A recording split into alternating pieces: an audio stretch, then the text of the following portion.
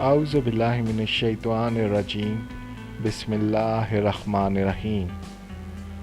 ایک بہت ہی دلچسپ قصہ آپ کی حاضر خدمت ہے۔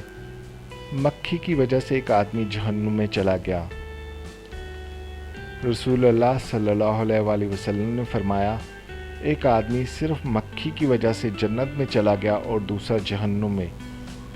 صحابہ نے عرض کیا، یا رسول اللہ صلی اللہ علیہ وسلم وہ کیسے؟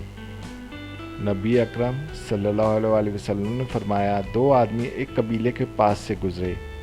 اس قبیلے کا ایک بت تھا جس پر چڑھاوا چڑھائے بغیر کوئی آدمی وہاں سے نہیں گزر سکتا تھا۔ چنانچہ ان میں سے ایک شخص سے کہا گیا کہ اس بت پر چڑھاوا چڑھاؤ۔ اس نے کہا، میرے پاس ایسی کوئی چیز نہیں۔ قبیلے کے لوگوں نے کہا، تمہیں چڑھاوا تو ضرور چڑھانا ہوگا، خواہ مکھی ہی پکڑ کر چڑھا دو۔ مسافر نے مکھی پکڑی اور بت کی نظر کر دی۔ لوگوں نے اسے جانے دیا، چنانچہ وہ اس چڑھاوے کی وجہ سے جہنم میں چلا گیا۔ قبیلے کے لوگوں نے دوسرے آدمی سے کہا، تم بھی کوئی ایسی چیز ہی بت کی نظر کر دو۔